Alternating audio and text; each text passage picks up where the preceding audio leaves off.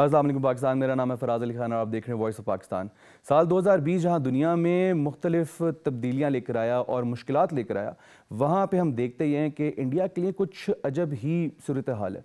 हम अगर बात करें इंडिया के मकरू चेहरे की, तो लगता ही है कि अब जो वो नकाब इंडिया ने ओढ़ा हुआ था वो अब हट रहा है और दुनिया के सामने उसका वो असल मकरू चेहरा बहुत क्लियर होता जा रहा है। पाकिस्तान की जो एक बहुत अरसे से पोजीशन रही है, और हम ये कहते हैं कि इंडिया ने हमारे पर 5th जनरेशन वॉर मुसल्लत की हुई है, या बॉर्डर की बात की जाए LOC की, वहाँ पे बमबारी है, उसकी अंधाधुन फायरिंग है जहाँ पे वो सिविलियंस को भी नहीं देखता, या हम कश्मीर की बात करें या इंटरनल प्रॉब्लम्स की बात करते हैं। अब हम अगर देखें तो दुनिया उसको आहिस्ता आहिस्ता मानना शुरू हो गई है। रिसेंटली डिसइंफो लैब की जो रिपोर्ट आई वो इंडिया को बुरे तरीके से एक्सपोज कर गई। इसी तरह अगर हम बात करते हैं अपना एमनेस्टी इंटरनेशनल की, जो वहाँ से उसको निकाल दिया गया, वो एक इंटरनेशनल एम्बैरसमेंट बनी इंडिया के लिए। और अब जो इंडिया ने काफ़ी अरसे से अपने आप को एक अच्छा एक फसाड बना के रखा हुआ था इंटरनेशनल कम्युनिटी के सामने, लगता ये कि शायद अब इंडिया के घड़ी जो है वो उल्टी चलना शुरू हो गई और बुरा वक्त आहिस्ता आहिस्ता करीब आता जा रहा है।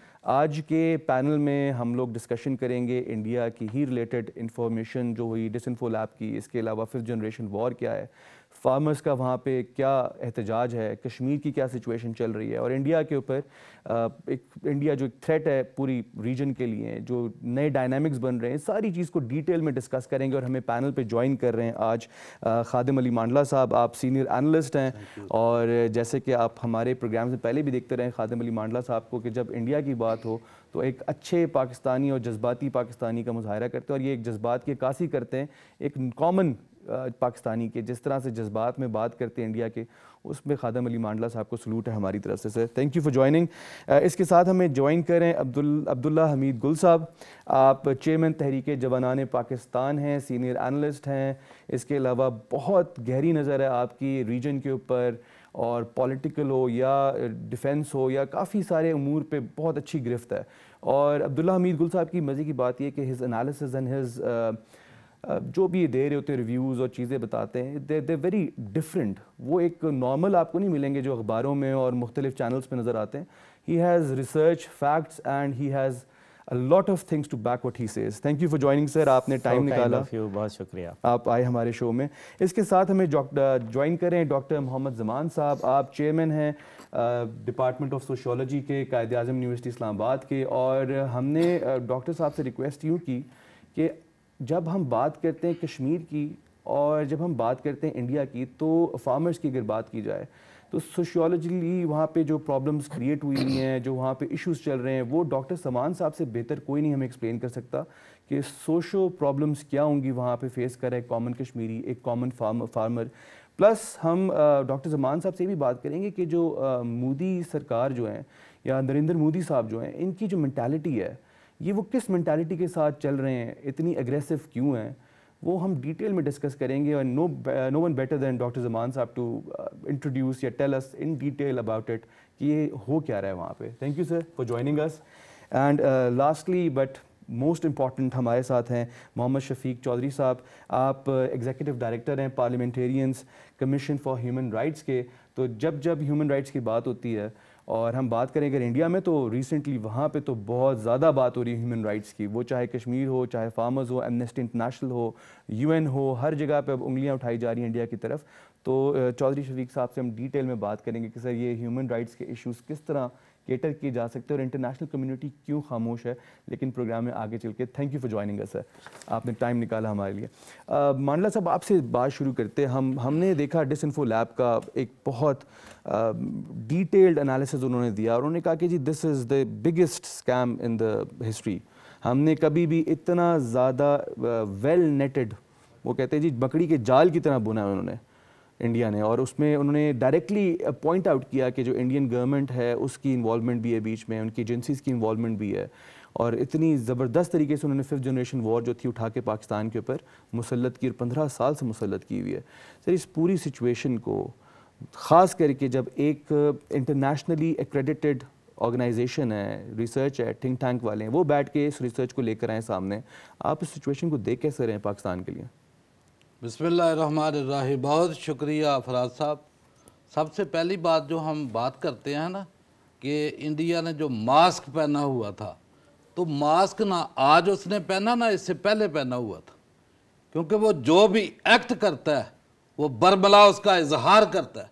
बिल्कुल। जिस तरीके से 1971 में बांग्लादेश में मुक्ति बानी उसने बनाई, तो पीछे आप देखें नरेंद्र मोदी ने बांग्लादेश में खड़े होकर ऐलान किया कि हमने पाकिस्तान को 2 लाख किया था, तो मास्क तो उन्होंने नहीं पहना हुआ था। फिर इंडिया में जो सूरत हाल थी उसकी, जो गुजरात में उसने किया, तो पूरी दुनिया जानती कि ये दहशत गर्द था, यानी कि बैंड था, अमेरिका में वो लैंड नहीं कर सकता था, तो मास्क तो उस दिन भी उसका नहीं था। पूरी दुनिया देखती है इनके काले करतूतों को। तो अभी जिस जिक्र कर रहे हैं आप EU डिसइंफो लैब का, तो ये तो बड़ा एक उन्होंने ऑर्गेनाइज, यानी कि जिस ग्रुप का बीच में जिक्र होता है श्रीवास्तव ग्रुप, ये रा ने खुद बनाया 2005 में, 15 साल पहले बनाया, गवर्नमेंट की सरपरस्ती में बनाया। यानी कि इतना ये एक्सपैंड कर गया कि 10 बैन-अल-अक़वामी गैर सरकारी जो NGOs हैं वहां इन्होंने ऑर्गेनाइज कर ली। 119 ममालक में इन्होंने इसका नेटवर्क फैला दिया। 750 फेक जो है वो न्यूज़ आउटलेट्स इन्होंने जो है ना 119 ममालक में जो इसके जो है वो बना दिए हेड। यानी कि हर एक चीज़ खोल खोल के उन्होंने बयान कर दी। तो जो मर गए उनको भी वापस जिंदा कर लिया। मैं वही बता रहा हूं। ये तो एक बड़ी इंटरेस्टिंग इसमें पूरी सिचुएशन ये थी जो इसका चेयरमैन था जिसको इन्होंने इस्तेमाल किया श्रीवास्तव ग्रुप ने, तो वो तो 2006 को इंतकाल कर गया। वो 2007 में क्या करते हैं, उसी को हेड करवाते हैं, 2011 में कराते हैं। यानी कि दुनिया में ऐसी मसाले। लेकिन बात यह है कि कोई टस से मस कोई बयान आया जिन अदारों को हम सुनाना चाहते हैं, जिनको बताना चाहते हैं, जो सुन भी रहे हैं, अगर यही काम पाकिस्तान की सरजमीन से हुआ होता तो क्या होता, आज तक पता नहीं कौन कौन सी पाबंदियां लगती, या चाइना से हुआ होता या किसी ऐसे मुल्क से जिसके ऊपर जो है ना वो यूरोपीय यूनियन खुद चाहती है बगैर किए भी हमले कर देती है। अफगानिस्तान देख ले, दूसरे ममालिक देख ले। Definitely will add this. इसको आगे लेके चलते हैं थोड़ा सा। अब्दुल्ला हमीद गुल साहब, आपसे मैं पूछूंगा, जैसे मांडला साहब ने भी बताया बड़ी डिटेल में कि डिसइंफो लैब ने जो एक पूरी इस चीज़ को बैठ के जिसे कहते हैं अनलॉक किया है सबको, और एक पूरी हकीकत को उठा के दुनिया के सामने लेकर आए, जिसको हमारे इदारे पिछले कई अरसे से अगर हम देखें तो शायद ये 5th जनरेशन वॉर का तो हमें कॉन्सेप्ट ही नहीं था हमारी यूथ को या हमारी कौम को। ये हमारे जो इदारे थे जो रिस्पॉन्सिबिलिटी के साथ काम करते रहे, उन्होंने इसको बहुत अरसा पहले 5-6 साल पहले 7 साल पहले इसको एक्सपोज भी किया और बारहा हमारी आवाम को और कौम को बताते रहे कि ये 5th जनरेशन वॉर है। तो they introduce this whole terminology to the Pakistani nation. लेकिन अब हम देखते हैं जाके जब एक थर्ड पार्टी आके इसको कर रही है, तो अब हमारी कौम जो थोड़ा ज़रा इसको ज़्यादा सीरियसली ले रही है कि नहीं यार ये वाकई में कुछ हो रहा है। ये जो एक फिनोमेना है हमारी अवाम का कि जो अपने इदारे कहेंगे या हमारी गवर्नमेंट कहेगी, हुकूमत पाकिस्तान कहेगी, वो ठीक नहीं, लेकिन वही बात जब तीसरा कोई कहेगा वो ठीक हो जाता है। इस फिनोमेने को किस तरह देख रहे हैं? बिस्मिल्लाहिर्रहमानिर्रहीम, बहुत बहुत शुक्रिया।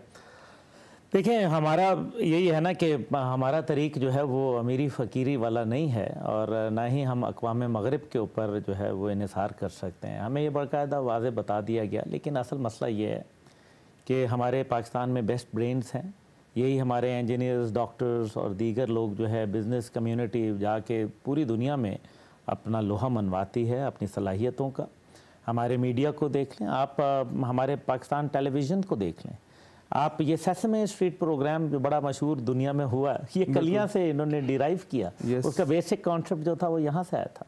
हमारे ड्रामाज वो थे जिसकी वजह से इंडिया के अंदर जो है वो उस टाइम पे लोग शादियाँ ब्याह छोड़ दिया करते थे, दुकानें बंद हो जाती थीं, जो बॉर्डर एरियाज़ थे वो वीरान हो जाया करते थे। ये हमारी क्वालिटी थी। इसका मतलब है कि पाकिस्तान छोटा मुल्क ज़रूर है, लेकिन पाकिस्तान क्वालिटी प्रोडक्ट्स प्रोवाइड करता है। हमारे आप किसी भी चीज़ को देख लें इंशाअल्लाह ताला, हमारी न्यूक्लियर टेक्नोलॉजी को देख लें, मिनिएचर न्यूक्लियर टेक्नोलॉजी है, उसके मुकाबले में हिंदुस्तान की टेक्नोलॉजी हमारे साथ करीब में नहीं है। मिसाइल टेक्नोलॉजी को आप देख लें, हमने ख़ुद डेवलप की और अल्हम्दुलिल्लाह आज हमारा जो रॉकेट है, जो हमारा मिसाइल है, वो तेल अवीव तक डायरेक्टली जाता है। इंडिया का कोई ऐसा शहर नहीं है जो हमारे निशाने के ऊपर ना हो। पाकिस्तान के अंदर अल्हम्दुलिल्लाह 4th nuclear power in the world हैं हम। वी आर नॉट कोई 6 7वें नंबर पे नहीं है। हमारी टेक्नोलॉजी और हमारे पास जो बॉम्ब्स की तादाद है उसके मुताबिक ये रेटिंग होती है। एनी हाउ, जो नौजवान नस्ल के अंदर पहली बात यह है कि पाकिस्तान बनने के बाद क्योंकि हमारी जो लीडरशिप थी वो बहुत जल्दी अल्लाह ताला ने उसको अपने पास बुला लिया और जो नेशन बिल्डिंग थी वो नहीं हो सकी। उसके बरक्स चाइना के अंदर चो एन लाई और माओ ज़ेडोंग जो थे वो 30 लॉन्ग ईयर्स रहे। उसके बाद आपको शी जिनपिंग जैसे टावरिंग पर्सनैलिटीज़ नज़र आती हैं। एक पूरी नर्सरी थी सियासतदानों की जो लगाई गई। लेकिन ये सारी चीज़ें अपनी जगह, आज का कोई इंडिया ने 5th जनरेशन वॉरफेयर शुरू किया, ये तो पाकिस्तान बनने के साथ ही है। वो पाकिस्तान के दिलों में बुनियादी तौर पे 5th जनरेशन वॉरफेयर है क्या? वसवसे डालने वाला, कुरान कहता है। और वसवसे कौन डाल रहा है? शैतान डालता है। और हिंदुस्तान शैतान जो है बुजुर्ग है और इस शैतान का काम वसवसे डालना है लोगों के अंदर, अपनी फिल्मों के ज़रिए, अपने बहुत एक सॉफ्ट इमेज पेश करके। वो इंडिया ख़त्म हो गया जो गांधी का इंडिया था, जो नेहरू का इंडिया था, दैट इज़ ओवर। अब वहाँ गांधी के मुजस्मे उतार के नथुराम गॉडसे के मुजस्मे लग रहे हैं। वो नथुराम गॉडसे जो आरएसएस का एक दहशतगर्द था जिसने गांधी को कत्ल किया था, और आज उसी आरएसएस का नुमाइंदा जो है वो नरेंद्र मोदी के तौर पर, जिसको लोग नरेंद्र मोदी कहते हैं, जिसकी दरिंदगी से कोई बचा नहीं है, उस नरेंद्र मोदी को जो है वो आरएसएस का नुमाइंदा, जिसका मंडला साहब ने भी जिक्र किया। बात यह है कि इंटरनेशनल कोर्ट ऑफ टेररिज्म में उसको ट्राई करना चाहिए और ताकि उसके ऊपर उसने एक अपना जुर्म कबूल किया है, ढाका के अंदर बतौर वजीर आज़म कबूल किया है। ये वही बुचर ऑफ गुजरात है जिसके जो है इजाज़त नहीं थी अमेरिका में, इसको वीज़ा कोई नहीं देता था। वो केस कब चला अमेरिका में, जहां पता चला कि अब वो टेररिस्ट नहीं है और अब वो जो है वो अच्छा आदमी हो गया। हमारी कौम को सोचना चाहिए कि हम हालत जंग में हैं। हमारी इंटेलिजेंस एजेंसीज के फेलियर्स तो फ़ौरन नज़र आ जाते हैं। उनकी जो रोज़ाना की जंग है जो वो लड़ रहे हैं, हमारा मीडिया जो लड़ रहा है, जो उसकी सक्सेसेस हैं, जो मगरिब के अंदर 5 अगस्त 2019 के बाद जिस तरीके से कश्मीरी कौम, पाकिस्तानी कौम और दीगर अकवाम ने इस राइट कॉज पे कश्मीर के अंदर हिंदुस्तान की रियासती दहशत गर्दी को एक्सपोज किया और मुजाहरे किए, वेस्ट के जो बड़े बड़े नोटेबल अखबारात थे, जराइद थे, उन्होंने उसको लिखना शुरू कर दिया। प्रॉब्लम यह है कि आज हिंदुस्तान ने with the passage of time उन्होंने इंडक्ट किए लोग बाकायदा जो कि स्टाफ जॉब्स करते हैं सेनेटर्स के पास, कांग्रेसमैन के पास, इसी तरह से बरतानिया में House of Lords, House of Commons के अंदर वो असिस्ट करते हैं एमएनए, एमपीए को अगर मैं इस अल्फाज में कह दूं, और वो एक माइंड उसका क्रिएट करते हैं जिसकी वजह से झुकाव जो है वो वहाँ ये लॉबिंग करना, ये सारा काम हो रहा है। लेकिन असल बात यह है कि ये जितना मर्जी कर लें, बातिल जो है वो मिटने के लिए होता है और हक रहने के लिए होता है। ये जो पीछे वॉइस ऑफ पाकिस्तान लिखा है, ये जो सब्ज लाली परचम है, ये जो सब्ज रंग है, इसने रहना है, हिंदुस्तान ने मिटना है, इंशाअल्लाह इसराइल ने मिटना है, पाकिस्तान, हिंदुस्तान और इसराइल में से एक ने जिंदा रहना है। इट विल बी वी इंशाअल्लाह ताला, पाकिस्तान होगा जिसने रहना है, बिकॉज पाकिस्तान नजरिए की बुनियाद के ऊपर कायम हुआ और वो नजरिया नौजवान नस्ल से फराज अली खान साहब लिया जा रहा है। उनको माइंड को जो है वो टॉक्सिक करके रख दिया है, उनके माइंड्स को पलूट करके रख दिया है, परेशान बताते हैं पाकिस्तान में कोई कामयाबी नहीं है। कौन कहता है पाकिस्तान में कामयाबी नहीं है?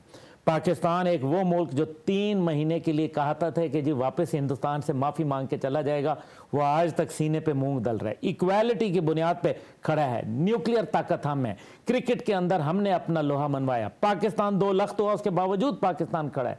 कौन सा दुनिया का मुल्क है जिसने इतनी शहादतें, 1 लाख शहादतें दी हों, $24 बिलियन का नुकसान किया हो, फिर भी हम खड़े हैं? ये दुनिया के अंदर बड़े बड़े दूसरे मुल्क हैं, बर्दाश्त नहीं कर सकते इतनी कुर्बानी। और ये नेशन आप देखें, हम हर वक्त हालत जंग में, हमने इंटरनल वॉरफेयर को सहा, हमने एक्सटर्नल वॉरफेयर के अंदर हमारी फौज जो है वो दुनिया के अंदर नंबर 1 मानी जाती है, हमारी इंटेलिजेंस एजेंसीज नंबर 1 मानी जाती हैं, हमारे डॉक्टर्स, इंजीनियर्स, साइंटिस्ट जो हैं वो इस टाइम पे दुनिया में नंबर 1 माने जाते हैं। हु सेज दैट पाकिस्तान जो है उसने रूस को चने चबवा दिए हमने लोहे के। आप मुझे बताएं कि रूस के 16 टुकड़े करने वाला कौन है? ये पाकिस्तान है। 6 इस्लामी रियासतें आज जो सेंट्रल एशिया के अंदर आई हैं, कौन है? ये पाकिस्तान है। ये पाकिस्तान के डॉक्टर अब्दुल कदीर खान है, ये पाकिस्तान के साइंटिस्ट हैं, पाकिस्तान के इंजीनियर्स हैं, पाकिस्तान के लोग हैं। Hats off to this nation.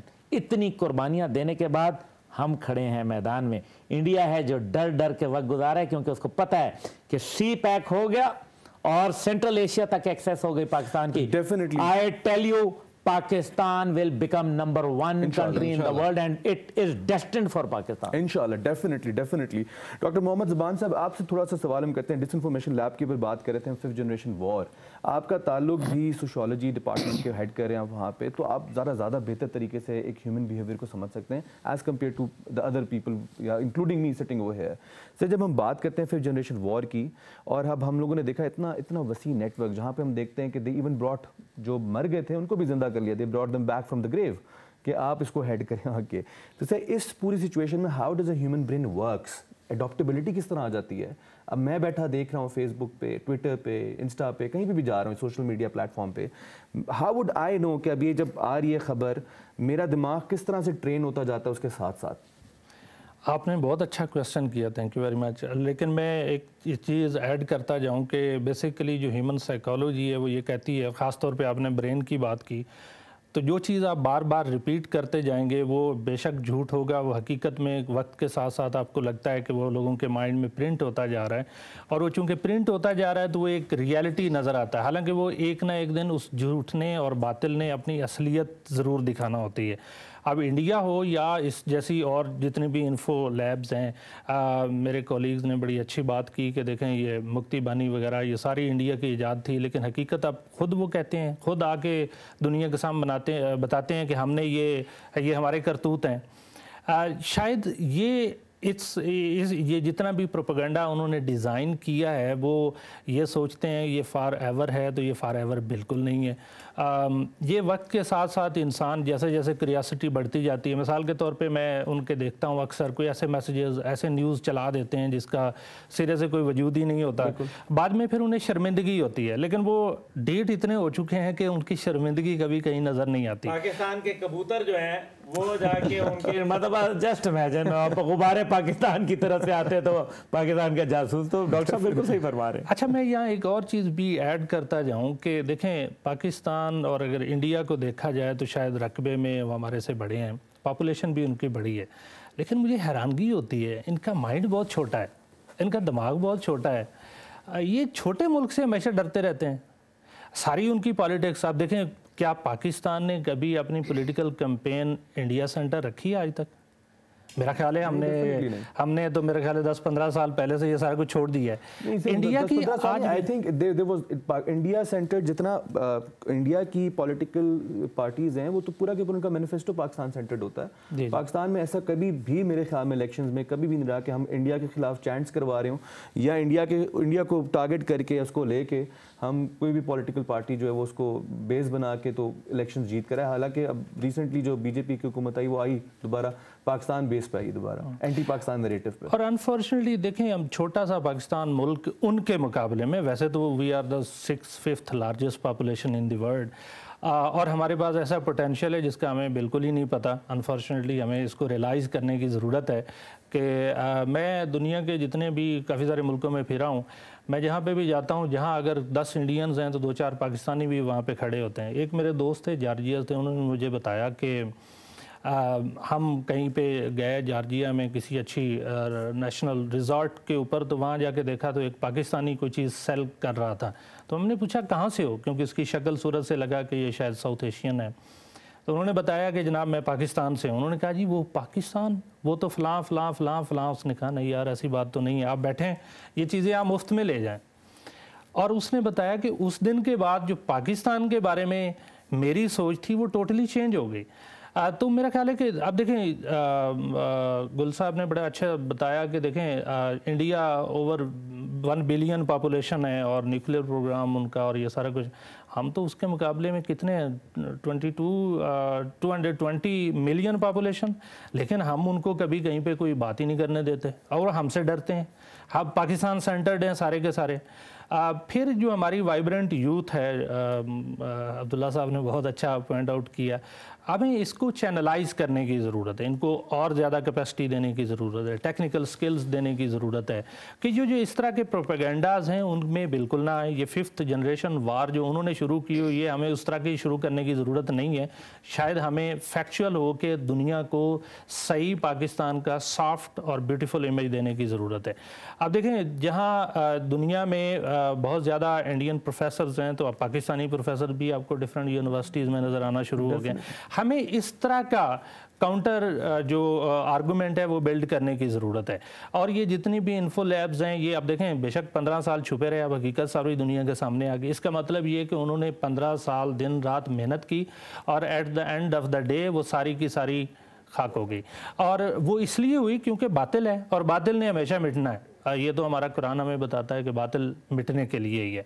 और जब ये इन्फो लैब्स और ये सारी चीज़ें बन रही हैं, तो इंडिया ने मेरे ख्याल है अगले 15 साल के लिए कोई और इस तरह की फुल जड़ी तैयार कर रखी होगी और इंशाल्लाह वो भी एक ना एक दिन एक्सपोज हो जाएगी। डेफिनेटली मोहम्मद शफीक साहब, आपसे बात करते हैं ह्यूमन राइट्स पे। हम देखते हैं जहाँ पे इतनी ज़्यादा वायलेशन हो रही है ह्यूमन राइट्स की, और अगर हम बात करें 5th जनरेशन वॉर को लेके, तो वहाँ पे this is whole mental torture है हमारी यूथ पे या पाकिस्तानियों पे, या जो इमेज बिल्डिंग, जैसे प्रोफेसर साहब ने कहा, डॉक्टर साहब ने, कि जो एक इमेज बिल्डिंग तानिश किया पूरे पाकिस्तान के इमेज को दुनिया के अंदर, क्या ह्यूमन राइट्स वायलेशन हुई हैं इधर, और क्या इंटरनेशनल ऑर्गेनाइजेशंस का कुछ लेंगी नोटिस वगैरह, या हम जिस तरह नॉर्मल देखते हैं कि बस ठीक है, दे वुड एक्ट ब्लाइंड के जाने दो इंडिया है? बिस्मिल्लाहिर्रहमानिर्रहीम।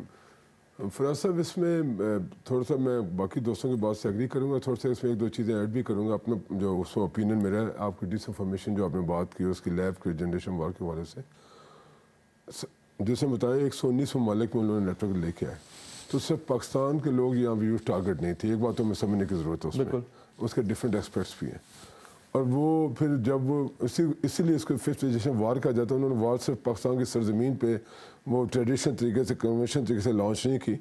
जहाँ जहाँ पे जिसका असर पड़ता था डिप्लोमेटिक फ्रंट के ऊपर, इंटरनेशनल लॉबी कम्युनिटी को इन्फ्लुएंस करने के लिए, फ्रेंड्स ऑफ पाकिस्तान अगर कोई इंटरनेशनल लेवल पे उनको इन्फ्लुएंस करने के लिए, सर इवन उन्होंने यूएन का प्लेटफॉर्म इस्तेमाल किया, वहाँ पे जाके अपनी स्पीचेस वगैरह। अच्छा, मैं ये करूँ, आप फैटफ की सूरत देख सकते हैं। OIC का जो पिछले साल रवैया था वो आपने देखा, उन्होंने पाकिस्तान को जिधर जिधर से नुकसान पहुँचा सकते थे उन्होंने कोशिश करने वहाँ भी कोशिश की उन्होंने। तो ये एक सीरियस चीज़ है। इसको हम ये कहें कि मैं यहाँ से थोड़ा सा खिलाफ करूँगा कि मिट तो वो जाएगा, लेकिन मिटने से पहले पहले जो नुकसान उसने पहले किया वो नुकसान है वो करते जा रहे हैं। जिस तरह से इसी हम बात करेंगे 500 दिन हो गया सीज को, तकरीबन 1 साल 4 महीने तकरीबन 13 दिन हो गए टू बी प्रिसाइज। अब वो जो कश्मीरियों के वहाँ पे नुकसान हो रहा है, जो मुसलमानों को नुकसान हो रहा है, हम उसको इस बात पे हम नहीं छोड़ सकते कि जी वो 2 साल बाद वो ख़त्म हो जाएगा। मैं कर्ज कर रहा हूँ। तो इसी तरह जो जो वो उनके अपने मकासद हैं वो तो हासिल करते जा रहे हैं साथ साथ जो उनके, ठीक है। तो इसलिए उसको हम इस तरह से हम उसको आंखें बंद नहीं की जा सकती, उसको सीरियसली लेने की ज़रूरत है। मैं बिल्कुल आपकी बात से एग्री करूँ जो आपने शुरू में इंट्रोडक्शन में की थी कि ये एक्सपोज हुए और ये पुरानी जनरेशन थी और हमें पाकिस्तानी कौम को एज ए नेशन इसको सीरियसली लेने की ज़रूरत है इसको। और इसमें जो इंटरनल लेवल पे जो चैलेंजेस हैं, लाइक ये जो क्रेडिबिलिटी और जो ट्रस्ट डेफिसिट को क्रिएट किया जा रहा है, जिसके गुल साहब ने इशारा किया कि सबसे सीरियस यही बात है कि ट्रस्ट डेफिसिट क्रिएट कर रहे हैं स्टेट का, जो आपने पहले बात की, स्टेट का और हमारी पॉपुलेशन के दरमियान और स्टेट इंस्टीट्यूशन के दरमियान जो ट्रस्ट डेफिसिट गैप है, इसको जो क्रिएट किया जा रहा है, इसको हमें गैप, हमें इमरजेंसी बनाते हुए इसको हमें गैप फिल करने की हमें ज़रूरत है, इसके ऊपर हमें स्टेप्स लेने की ज़रूरत है। एग्जैक्टली आपसे बात करें, मैं अब्दुल्ला साहब से बात करूंगा। सर आपने तो यू हैव बीन आपके तो जैसे कहते हैं very closely you have been monitoring everything, आपने देखा बचपन से हर चीज़ को।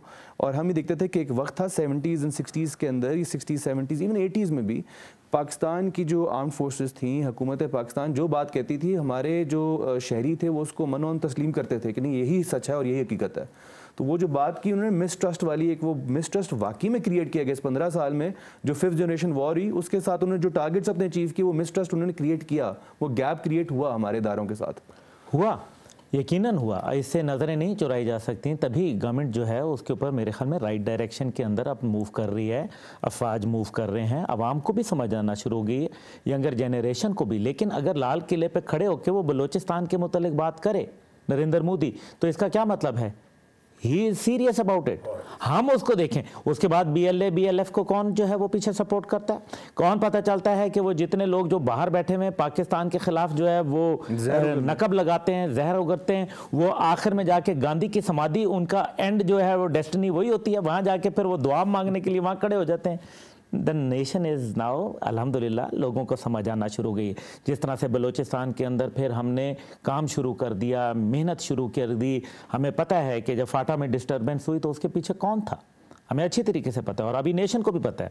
विक्रम सूद जो रॉ का फॉर्मर चीफ था, APS के वाक़े से 9:30 बजे सुबह हमारे मीडिया को 11:30 पता चलता है, विक्रम सूद कहता है कि more explosion and more casualties expected in APS। उसको कैसे पता चला? He should be booked for it. बात तो ये है कि उनके लोग हर वक्त जो है वो काम कर रहे हैं, और वो क्यों कर रहे हैं इसको बहुत समझने की ज़रूरत है। शफीक साहब ने भी, डॉक्टर साहब ने भी, मांडला साहब ने भी इसका और आपने भी इसका जिक्र किया। लेकिन इंडिया 5th जनरेशन वॉरफेयर में क्यों आ रहा है, ये समझने की ज़रूरत है। पहली बात यह है कि दुनिया के अंदर अब जो नई ब्रिगेड्स बन रही हैं, अमेरिका में, इंग्लैंड में, उनके हाथों में पिस्तौलें और वो राइफलें नहीं हैं, उनके हाथ में स्मार्टफोन्स और लैपटॉप्स हैं, ये बाकायदा, और वो यूनिफॉर्म पहनते हैं। क्यों किया जा रहा है? पाकिस्तान में ISPR जो है एक वक्त में बिल्कुल, मतलब मैं फौजी बैकग्राउंड से ताल्लुक़ रखता हूँ, मुझे पता है आखिरी पोस्टिंग समझी जाती थी। आज पाकिस्तान में जो अल्फा लेते हैं वो जो जाके उसके अंदर ISPR में जाते हैं। यानी कि अभी जो हमारे जनरल बाबर इफ्तिखार साहब हैं, 1 आर्मर डिवीजन, फ़ख्र पाकिस्तान डिवीजन कहलाई जाती है, उसको कमांड करने के बाद ISPR में आ रहे हैं। इसका मतलब है कि ये एक बहुत खतरा है। और सर हमने उसका इफेक्ट ये भी देखा कि इंडिया के जो एक्स आर्मी चीफ थे उन्होंने इसकी तारीफ भी की, और उन्होंने कहा कि हमें बाकायदा, राजीव गांधी पाकिस्तान जब आए, उन्होंने कहा कि हमें बताएं कि हम एक ISI जैसा जो है, उनके चीफ्स गए सारे, उन्होंने कहा ISI जैसा एक सिस्टम हमें बना के दें। उन्होंने जब हमारी तरफ से जवाब आया कि ये ISI दुनिया में वाहिद है और ये अकेली है, हम आपको नहीं कुछ बता सकते, ये अलहदा बात है। जो इंडिया क्यों कर रहा है, इंडिया के अंदर मुख्तलिफ एथनिसिटीज़ हैं, इंडिया के अंदर मुख्तलिफ कल्चर हैं। हिंदू मत के अंदर आप अपने 72 फ़िरकों को रोते हैं, वहाँ 29,000 मुख्तलिफ जो है वो उसके अंदर हिंदू मत के अंदर जो है वो मुख्तलिफ खुदा और मुख्तलिफ उनके वर्शिप्स हैं। आप ये तो देखें कि बिल्कुल जो साउथ का कल्चर है वो ईस्ट से और नॉर्थ से और वेस्ट से बिल्कुल फ़र्क है। उनकी ज़बानें, उनके खाने पीने के, उनके तौर तरीके, शादी ब्याह के रसूमात, सब कुछ फ़र्क है। इंडिया डिसओरिएंटेशन और फ्रेगमेंटेशन का शिकार है, ये हकीकत है। और उनको पता है कि जब तक वो बॉर्डर से बाहर जंग रखेंगे और लोगों को पाकिस्तान के ऊपर जो है वो हर वक्त पाकिस्तान को मरकज़ बना के पाकिस्तान को बैशिंग करेंगे, हर छोटी सी छोटी। और उसमें मैं उनके मीडिया को ज़रूर कहूँगा, और हमारे मीडिया को भी ये पैगाम है कि जब पाकिस्तान की बात आती है तो फिर वो हिंदुस्तान झूठ बोलते हैं। वो आप देखें बरखा दत्त, बाकी लोगों को, वो कभी अपने मुल्क के मुतल्लिक फ़ौरन इकट्ठे खड़े हो जाते हैं। और उनकी आप IB को देख लें, उनकी आप रॉ को देख लें, उनके दीगर इंटेलिजेंस इदारों को देख लें, मार मार के सिखों का उन्होंने नाश मार दिया। 8,661 लोगों को घर घर जाके ऑपरेशन ब्लू स्टार के बाद उन्होंने कत्ल कर दिया। क्या हुआ? किसी ने ज़बान बोली? हमारे यहाँ ये सब सिर्फ चीज़ें हैं कि हम अपने आप को जो है, उनको पता है कि जब तक ये जंग बाहर है तब तक इंडिया जो है वो मजबूत रहेगा। इसीलिए गांधी ने कहा था कि इनको सस्ता सिनेमा का टिकट दिखाना और इनको बड़े बड़े ख्वाब दिखाना। बॉलीवुड और क्या दिखाता है ख्वाब के अलावा, और क्या है उनके पास? वो राइजिंग इंडिया, वो shining India, to hell with it. ये राइजिंग इंडिया, शाइनिंग इंडिया जहां दुनिया के अंदर सबसे ज्यादा प्रोस्टिट्यूशन जो है वो इंडिया के अंदर होती है। दुनिया के अंदर सबसे बड़ी जो स्लम डॉग मिलियनियर जो है फराज साहब कहां बनी थी? डॉक्टर साहब, इंडिया में बनी थी। तो दुनिया की सबसे बड़ी झोंपड़पट्टी कहां है? इंडिया में। लोग जो है वो किसी बड़े जैसे हमारे F6 F7 के घरों के सामने, मांडला साहब, वो घरों के सामने जो फुटपाथों पे रहते हैं, उनके किराए फुटपाथ के ऊपर पाकिस्तान में कभी सोचा? पाकिस्तान में किसी आदमी के जो है वो पैर में जो है वो ऐसा नहीं है कि जूती ना हो, पाकिस्तान में रोटी नहीं हो। अल्हम्दुलिल्लाह, Pakistan is a blessing. Pakistan is a square peg in the round whole of the new world order. हम इस चौकाट के अंदर कभी भी जो है फिट इन नहीं हो सकते। ये जो राउंड होल दुनिया का है, पाकिस्तान ने खुद अपना लोहा मनाया और उनको यही गम खाया जा रहा है कि पाकिस्तान जिस दिन सी पैक और इससे आगे वेस्ट ये जो सेंट्रल एशियन मार्केट्स को एक्सेस कर गया, हम जो है इंडिया तो कहीं हमारे उसमें वही why should we be India centric, doctor साहब ने जैसे कहा why should we be India centric, हम तो उनको ख्वाब आते हमें नहीं आते। डेफिनेटली। नाज़रीन, यहाँ पे हम लेंगे एक छोटी सी ब्रेक और जो डिस्कशन है वो बहुत मज़े की और हीटेड हो रही है और हम थोड़ा सा इस डिस्कशन को आगे लेके चलेंगे। जब वापस आएंगे, वापस आके हम बात करेंगे, मांडला साहब से शुरू करेंगे और उनसे पूछेंगे कि मांडला साहब ये जो फार्मर्स का एहतजाज चल रहा है इंडिया में, ये क्या है। और उस एहतजाज में एक बड़ी इंटरेस्टिंग सिचुएशन सामने आई। कुछ औरतें थीं, उन्होंने बैठ के मोदी साहब के लिए गाना लिखा। वो गाना भी आपके साथ हम शेयर करेंगे, कैसे उन्होंने हमारी कामयाबी और हमारी एयरफोर्स की कामयाबी को माना वहाँ पे। देखते रहे वॉइस ऑफ पाकिस्तान।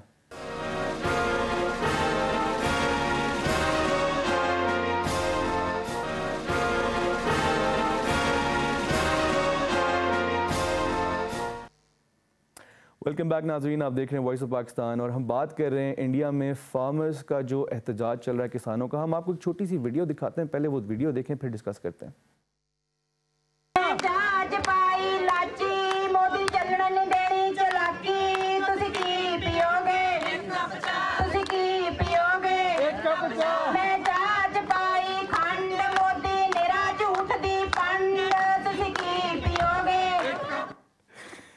मांडला साहब, ये आपने खुद सुना और यहाँ पे तो जब बात कर रहे हैं वहाँ पे फार्मर्स की, और ये वहाँ के कॉमन आदमी हैं, ये कॉमन लोग हैं वहाँ के किसान जो बैठे हुए हैं। हम इसमें अगर देखें तो उसमें बड़ा स्ट्रॉन्ग मैसेज वो दे रहे हैं दो चीज़ों का। एक तो उन्होंने बता दिया कि मोदी साहब जो आपकी चालाकी हैं, जो आपकी झूठ है, फरेब है, मकारीपन है, मकारपन है, हमारे साथ नहीं चल सकता, एक। और फिर वो एंड में एक बड़ा मज़े का मैसेज देते हैं, तुसी की पियोगे, एक कप चाय। तो अगर हम बात करें वो एक कप चाय, आप डू यू थिंक कि वो पाकिस्तान एयरफोर्स और अभिनंदन और उसको मेंशन किया जा रहा है मोदी को चोट लगाने के लिए? देखिए फराज साहब, ये जो चाय का कप है ना, इसकी जो दास्तान है, दो दास्तानें हैं। एक तो चूंकि नरेंद्र मोदी जो है ये खुद चाय बनाता था, बिल्कुल, और चाय पिलाता था, तो ये ज़्यादा इशारा जो है वो नरेंद्र मोदी की चाय की तरफ है कि तेरी औकात ये थी, उसमें खंड तो निरा झूठा दी पंड। यानी कि ये तो दुनिया में मशहूर हो गया ना, मतलब जाहिर हो गया। मशहूर होना तो एक अलग बात है, साबित हो गया कि ये झूठे। तो वो जो औरतें ख़वातीन बैठी हैं बाजारे में, वो सही कह रही हैं। और दूसरा जो एक कप चाय यहाँ से आमने अभिनंदन को पिला के भिजवाया था, वो तो मेरा ख्याल है उनकी नस्लें भी याद करेंगी। और उनको पता चल गया कि पाकिस्तान की सरजमीन के ऊपर अगर उनके दो कबू को हम गिराते हैं तो उसके बदले जो है वो क्या कीमत चुकानी पड़ती है। डेफिनेटली। 2 जहाज उनके शूट डाउन किए, और वो जो चाय का कप जिनका घर घर उनके चर्चा हो गया। तो मैं ये जो एहतजाज हो रहा है, इसमें भी जो उनके अपने फार्मर है, वो युवराज सिंह, वो उसका तकरीर सुने, उसकी स्पीच सुने, तो वो क्या कह रहा है। वो तमाम जिसकी तरफ अब्दुल्ला साहब ने इशारा किया कि कितनी तहरीकें वहाँ काम कर रही हैं, सबको मैसेज दे रहा है कि इनकी किसी बात के ऊपर यकीन ना करो। वो दुहाई दे रहा है कि ये माओं बहनों की कस्में उठाकर बदल जाते। उसने 1947 को रिपीट किया मैसेज को कि कायदे आज़म मोहम्मद अली जिन्ना जिसने पाकिस्तान बनाया, वो कहता है कि उस वक़्त इनके जो बड़े थे तारा सिंह, उसको कहा कि आपको पूरा पंजाब मिल रहा है, आप ले लो। वो नहीं दिया। नेहरू ने उसको जो है दिलासे दिए कि हम एक ही माँ के पेट से निकले हुए हैं, हम आपका बड़ा ख्याल करेंगे, आप इसी वतन के साथ रहें। तो वो आज पछता रहे हैं, रो रहे हैं। इसमें एक चीज़ मैं आपको ऐड करता जाऊँ। यहाँ पे आपने बात की वो पछता रहे और वो अब रो रहे हैं। तो नाज़रीन, यहाँ पे हम आपको एक छोटा सा ट्वीट भी दिखाते हैं कि वहाँ पे जो एक सिख है इंडिया में, वो सिख की क्या मेंटालिटी है, वो क्या सोच रहे हैं, और वो मोहम्मद अली जिन्ना, कायदे आज़म मोहम्मद अली जिन्ना रहमतुल्लाह अलैह साहब को किस तरह से खराज अक़ीदत और तहसीन पे चाह रहे हैं। तो एक छोटा सा वो ट्वीट भी देखते जाए उनका। ये दमनजीत सिंह साहब हैं और इन्होंने लिखा, I think Jinnah was right, I am sorry Pakistan, India shut down farmer protest. और साथ में बड़ी एक स्ट्रॉन्ग तस्वीर लगाई है उन्होंने ट्वीट पे, जहाँ पे एक इंडियन जो पैरामिलिट्री या जो पुलिस वाले हैं, वो एक बूढ़े सिख हैं फार्मर जो एहतजाज में उनको बेदर्दी से लाठी चार्ज कर रहे हैं, ये नहीं देख रहे कि इसकी एज क्या है या ये क्या कर रहे हैं।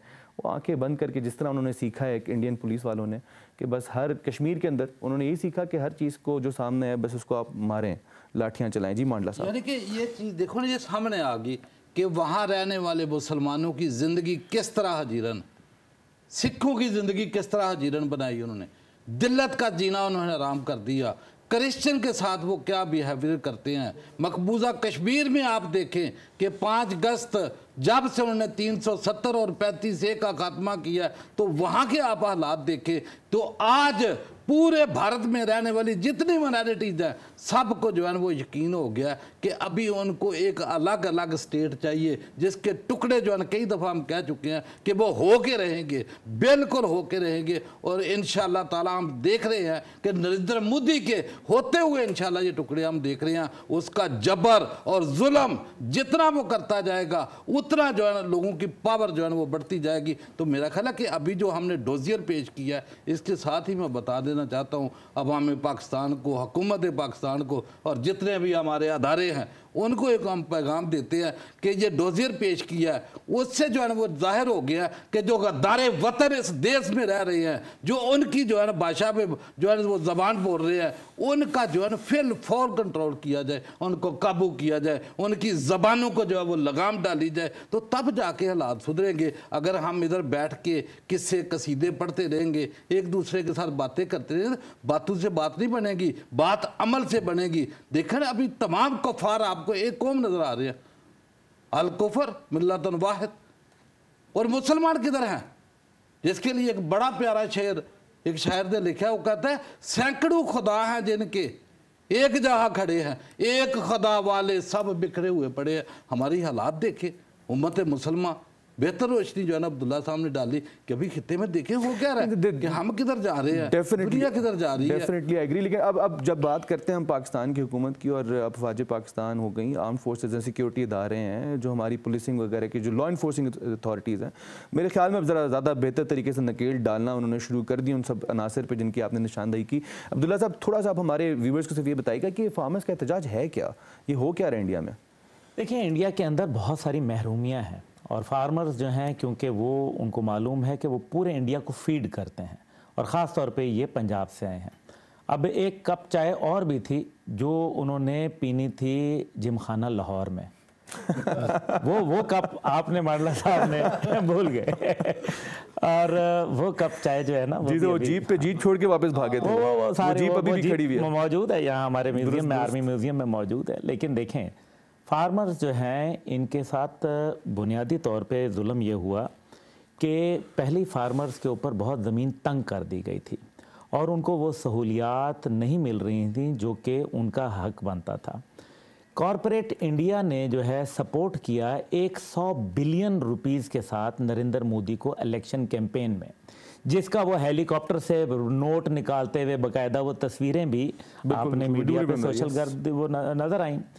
वो नरेंद्र मोदी साहब को कहा कि जी हमें तो जो बिज़नेस वाला जो इंडिया है उसकी तरफ करें। उन्होंने क्या किया कि इनकी ज़मीनों को ज़बरदस्ती कब्ज़ा करना शुरू कर दिया है, इनके ऊपर ज़मीन तंग कर दी गई, इनके ऊपर जो है मुख्तलिफ़ किस्म के टैक्स आयद कर दिए गए, मुख्तलिफ़ इनको जो बारदाने की प्रॉब्लम थी, इनको बीजों की प्रॉब्लम थी, खादों की प्रॉब्लम थी, मॉन्सेंटो और दीगर कंपनीज जो उन्होंने उनको काबू किया हुआ था, नकेल डाली थी, वो उसके ख़िलाफ़ सरापे एहतजाज हो रहे थे। 1,40,000 किसानों ने 2 साल में खुदकुशियाँ की। ये उनका मीडिया नहीं आपको बताएगा, ये रियलिटीज़ हैं, ये वो रियलिटीज़ हैं, और ये वो रियलिटीज़ हैं जिसको none other than CIA, central intelligence agency of America, कहता है कि RSS is a saffron terrorist जो ग्रुप, सैफरॉन टेररिज्म का नाम दिया। या यूनाइटेड नेशन की 2 रिपोर्टें मौजूद हैं उनके ऊपर, कश्मीर के अंदर ह्यूमन राइट्स वायलेशन पे, वो शफीक साहब उस पर ज़्यादा बेहतर बात कर पाएंगे। और इसी तरीके से हिंदुस्तान के अंदर 108 वो FIR'ें दर्ज हैं फराज साहब, जो न्यूक्लियर फिसाइल मटेरियल चोरी होने के ऊपर हैं।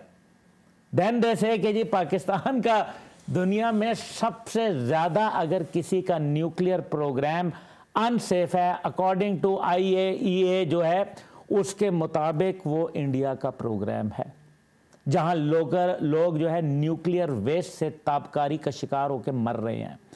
ये वो तमाम जगहें हैं जिनके ऊपर एहतजाज होना शुरू हो गया। वो टाटा, बिरला, वो दीगर जो बड़े बड़े बिजनेस टाइकून्स थे, उनके हाथ में नरेंद्र मोदी एक जो है वो खिलौने की मानंद खेल रहा है। किसान क्या करें? किसान मजबूर होके अपने राइट्स के लिए जो है वो खड़े हो गए, जिसके ऊपर सुप्रीम कोर्ट ने उनको सपोर्ट कर दिया कि हाँ ये इनका जस्ट कॉज है। सुप्रीम कोर्ट कह रहा है, इंडिया का, मैं नहीं कह रहा। और उसके ऊपर सिर्फ कहा है कि अवाम नास को जो है वो परेशानी ना हासिल हो। अब हिंदुस्तान के अंदर कश्मीरियों के ऊपर एक पहले ही जो है वो उनको पता है, 2020 में आपको पता है रेफरेंडम होना था जो कि अभी तक नहीं हो सका। अब वो रेफरेंडम आगे की डेट्स में जा रहा है। खालिस्तान फ्री जो है वो एक टीवी चल रहा है, खालिस्तान के ऊपर रेडियो चल रहे हैं, खालिस्तान मूवमेंट चल रही है और बड़े ज़बरदस्त वो सरगर्म अमल हैं। पूरे यूरोप के अंदर उन्होंने अपना लोहा मनवा दिया। ये वो तमाम बातें हैं जिनके ऊपर नरेंद्र मोदी और उसकी फाशिस्ट हुकूमत जो है वो किसी सूरत कोशिश कर रही है कि फार्मर्स को नित नए हरबों के ज़रिए दबाया जाए। नतीजा ये हुआ कि वो आवाम की अपराइजिंग हुई। और क्या सिर्फ यही हुई? क्या सिटीजनशिप एक्ट के ऊपर लानत है उनकी इंटेलिजेंस एजेंसीज के ऊपर और उनकी पुलिस और उनके जो दीगर लॉ इन्फोर्समेंट एजेंसीज हैं और समेत हुकूमत के ऊपर, जिनको ये नहीं पता कि तकरीबन मिलियन लोग जो हैं वो उनके मुल्क में रह रहे हैं और उनकी नेशनलिटी वो नहीं है। फिर वो हिंदुस्तान की हुकूमत से मेरा ये सवाल है, फिर उनको बता दें कि उनका कौन सा मुल्क है, वो उधर भेज दें, उनको बताएं कि वो वहां से हैं। दिस इज मतलब height of ignorance, total incompetence, total disorientation. और मैं without naming a very senior diplomat, मैं नाम नहीं बताऊंगा, उसने मुझे खुद बोला, इंडिया का, उसने कहा कि हम लोग शदीद परेशान हैं क्योंकि हमें यह शक पड़ गया है कि नरेंद्र मोदी जो है वो रियासत हिंदुस्तान जो है उसको बर्बाद करके रख देगा।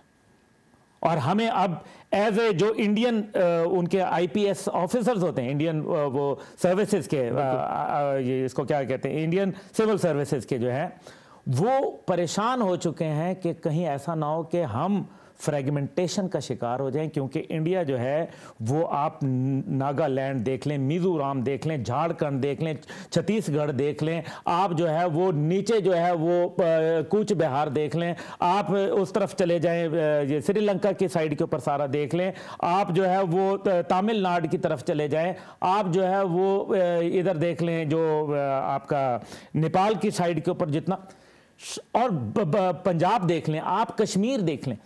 कौन सी जो कौम है जो, क्या हिंदू महफूज है? क्या दलित वो नहीं है जिनके लिए डॉक्टर उम्मेडकर को कायदे आजम ने कहा था कि तुम पाकिस्तान आ जाओ, और फिर भागा गया है वो गांधी और उसने कहा कि नहीं तुम तो हरिजन हो और तुम्हें हम अपना वो भाई बना लेते हैं। और उसके बाद उन्होंने हरिजन, जिस तरह मंडला साहब ने दलित का लफ्ज इस्तेमाल किया, उन्होंने कहा हरिजन होना, उन्होंने अपने आप को लिए गाली तस्वर कर लिया वो अपने आप को।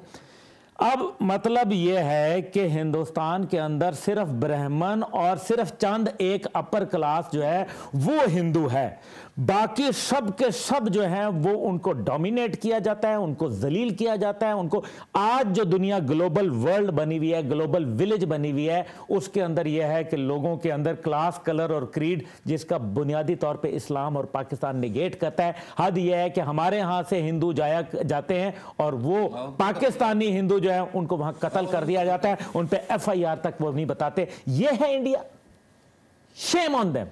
इस पे बात करते हैं क्योंकि जो आपने आइडेंटिफाई किए इसमें बहुत ज़्यादा जो ह्यूमन राइट्स वायलेशंस हैं वो हैं, और definitely Kashmir is an whole lot different level of human right violation. अब शफीक साहब से बात करते हैं। सर, ये जो ह्यूमन राइट वायलेशन है इसके ऊपर क्यों इदारे खामोश हैं, इंटरनेशनल ऑर्गेनाइजेशन? देखिए, इसका डायरेक्ट तल्लुक जो है ना, वायलेशन तो साबित है, उसकी दुनिया के सामने भी साबित है। खामोश किए वो डिसइंफॉर्मेशन लैब वाली के साथ लिंक करेंगे, जो उन्होंने एक अपने इफेक्टिवली अपनी कैंपेन चलाई, उन्होंने अपने एंगल से उन्होंने अपना फेस सामने नहीं आने दिया।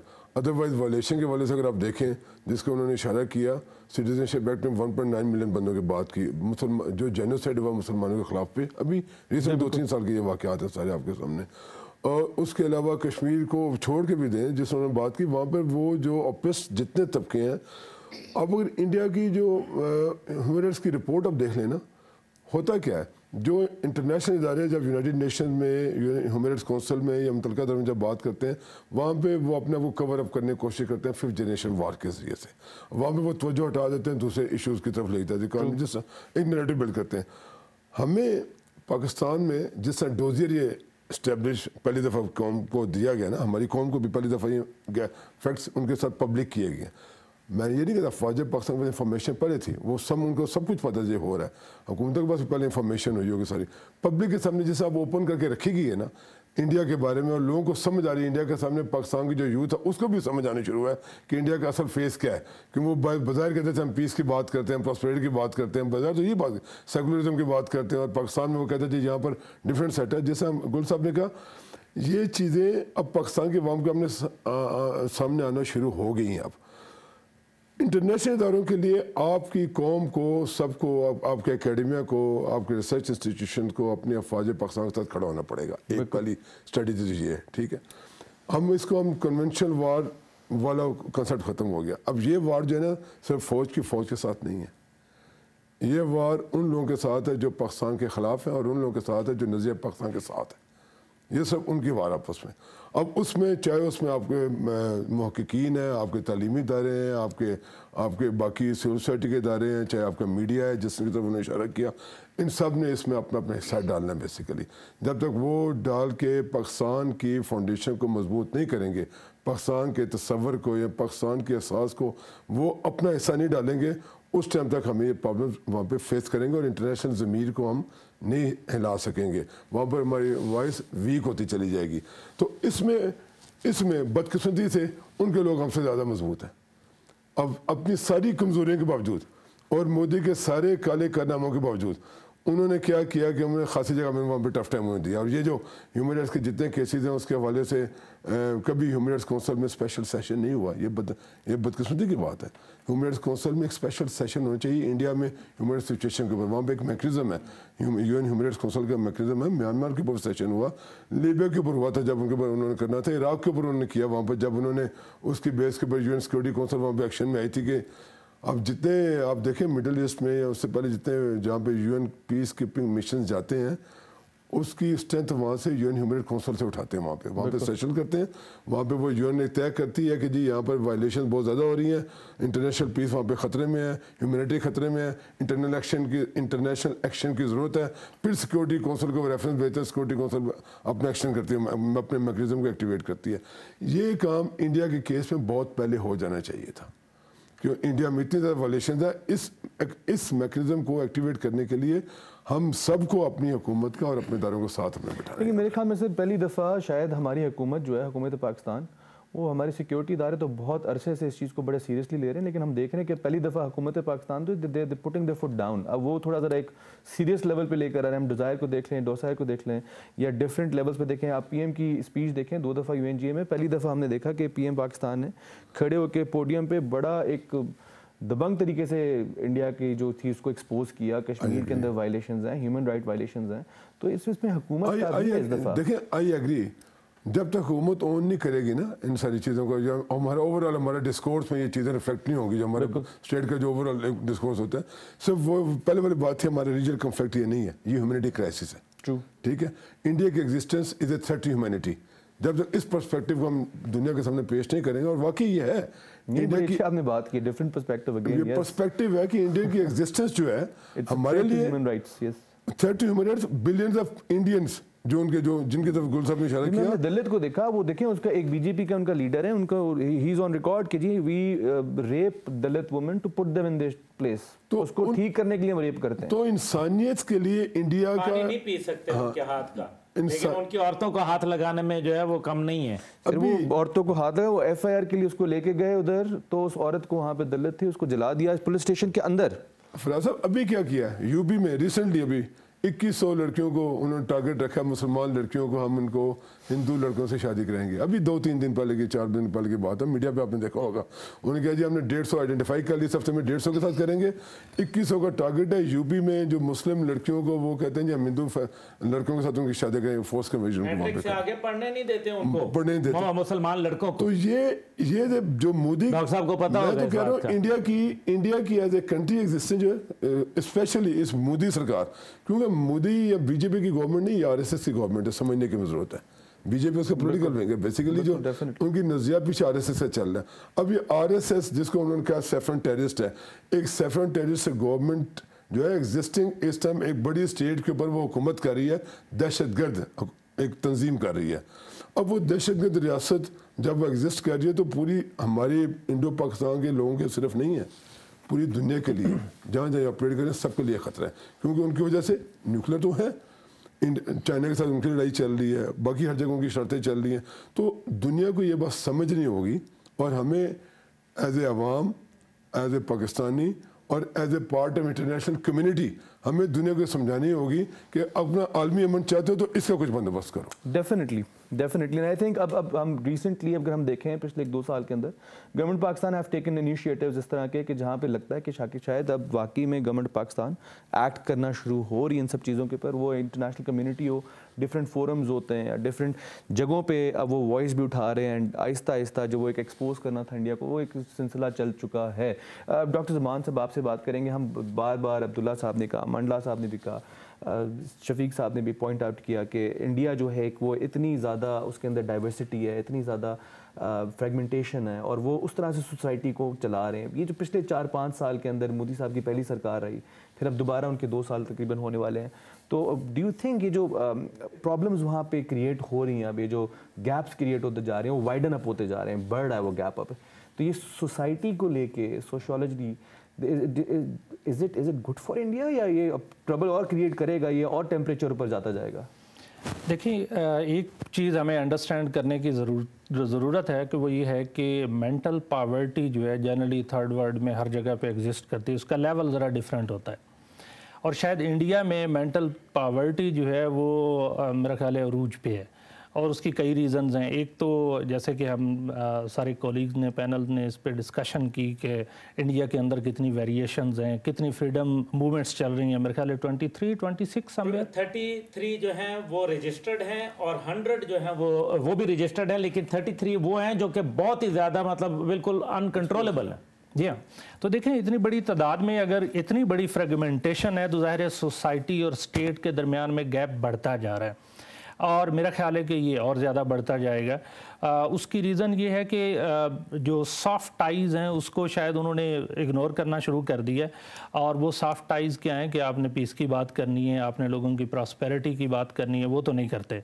वो मार धाड़ और उसमें भी हिंदुत्व जो है और उसमें आरएसएस की आपने बात की, स्वस्तिका जैसे नाजी रजीम में था, तो मेरे ख्याल है साइन भी उनके सेम है और वो उल्टा है, उनका इस तरह से है और इनका ऐसे है। जी हाँ, तो वो देखें ये तो एक सैम्बल है नाजीज़म का अनफॉर्चुनेटली, और ये अपने आप को superiority, we are the superior, we are the something extraordinary, और उसमें भी सारे लोगों की, सारे इंडिया की नहीं बात करते, उसमें भी चंद लोगों की जो उनकी मेरे ख्याल है ब्राह्मण क्लास है, ब्राह्मण, जी हाँ, ब्राह्मण क्लास 2.5% है टोटल, 2.5%। और वो चूंकि आजकल हम जानते हैं कि कैपिटलिस्ट इकोनॉमी में सिर्फ आपको शो पीस चाहिए होते हैं, तो वो 2.5 उनके लिए शो पीस हैं और वो पूरी इकोनॉमी को उसी के थ्रू कंट्रोल करना चाहते हैं। और जब लोकल फार्मर्स जो हैं वो रेजिस्ट करते हैं तो ज़ाहिर है वो बेसिकली तो वो कॉर्पोरेट क्लास को रेजिस्ट कर रहे हैं और उसका सैम्बल उनके सामने जो है वो इंडियन स्टेट है और उसका इंडियन स्टेट का जो चेहरा उनके सामने, हमारे सामने या दुनिया के सामने है, वो मोदी है और वो हम सब जानते हैं वो फाशिस्ट है अनफॉर्चुनेटली। उसको इससे कोई गर्ज नहीं कि ये मुस्लिम्स हैं, ये क्रिश्चियंस हैं, ये हिंदूज़ हैं। तो मेरे ख्याल है कि चौधरी साहब ने बड़ी अच्छा पॉइंट आउट किया कि दुनिया को इंडिया के मामले में ह्यूमन पैराडाइम को पहले रखना चाहिए। मिसाल के तौर पे कश्मीर को आज तक हम भी अनफॉर्चुनेटली हमने भी इसको नहीं सही तरह परसीव किया कि हम इसको एक टेरिटोरियल कॉन्फ्लिक्ट कंसीडर करते रहे। ये ह्यूमन कॉन्फ्लिक्ट है, ये इंसानी जानों का कॉन्फ्लिक्ट है। हमें पैराडाइम शिफ्ट लाने की ज़रूरत है हमारी अपनी पॉलिसी में भी और दुनिया को बताने की ज़रूरत है। और मेरा ख्याल है कि दुनिया भी इस चीज़ को रियलाइज़ कर रही है कि ये वहाँ पे इंसानियत बहुत बड़े क्लैश में है और क्राइसिस का शिकार है। वहाँ इंसानी ज़िंदगियों की कोई कीमत नहीं है। अब देखें, आप पानी नहीं पी सकते, यानी मुसलमान है हिंदू के साथ एक गिलास में पानी नहीं पी सकते, यानी ये देखें, ये आज के 21st सेंचुरी में ये ह्यूमन वैल्यूज़ हैं, ये ह्यूमन राइट्स हैं। और आपने बिल्कुल ठीक कहा कि ये जितने भी प्रॉब्लम्स हैं इसकी बेस जो है वो मेरे ख्याल में मेंटल पावर्टी है, जो कि इंडियन स्टेट के अंदर पेनिट्रेट कर चुकी है अनफॉर्चुनेटली।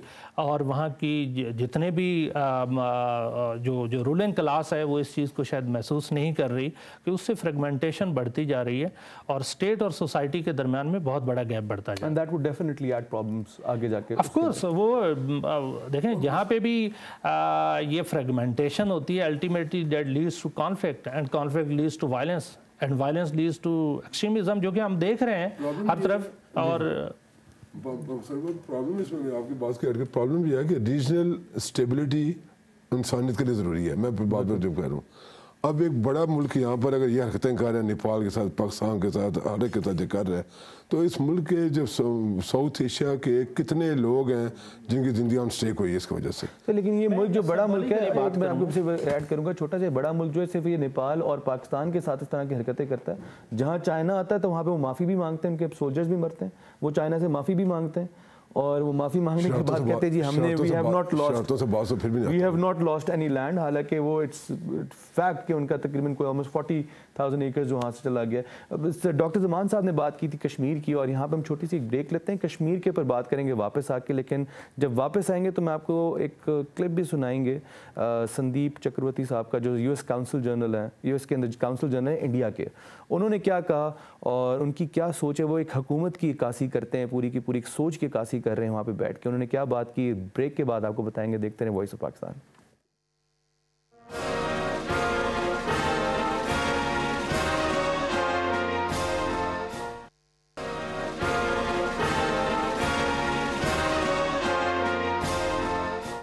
वेलकम बैक नाजरीन, आप देख रहे हैं वॉइस ऑफ पाकिस्तान। हम बात कर रहे हैं कश्मीर के ऊपर और कश्मीर में किस तरह से ह्यूमन राइट्स वायलेशन हो रही हैं और जो जुल्म जबर चल रहा है। लेकिन इस बात को आगे बढ़ाने से पहले हम आपको दिखाते हैं कि ये बीजेपी हुकूमत और इंडियन सरकार की जो सोच है वो सोच है क्या, वो कहाँ से, ये बुक कहाँ से इन्होंने पेज फाड़ के निकाला है, किस बुक में से। सुनिए क्या कहते हैं संदीप चक्रवर्ती साहब, जो कि इंडियन काउंसिल जनरल है यूएस के अंदर, अमेरिका के अंदर ये खड़े बात कर रहे हैं। सुनाइएगा जी। I believe the security conditions in Jammu and Kashmir will improve. It will allow the refugees to go back, and in your lifetime you will be able to go back and you will be able to visit your villages. You will be able to go back to your home and you will find security, because we already have a model in the world. I don't know why we don't follow it. It has happened in the Middle East. You have to look at if the Israeli people can do it, we can also do it. If the Israeli people can do it, we have to do it as well.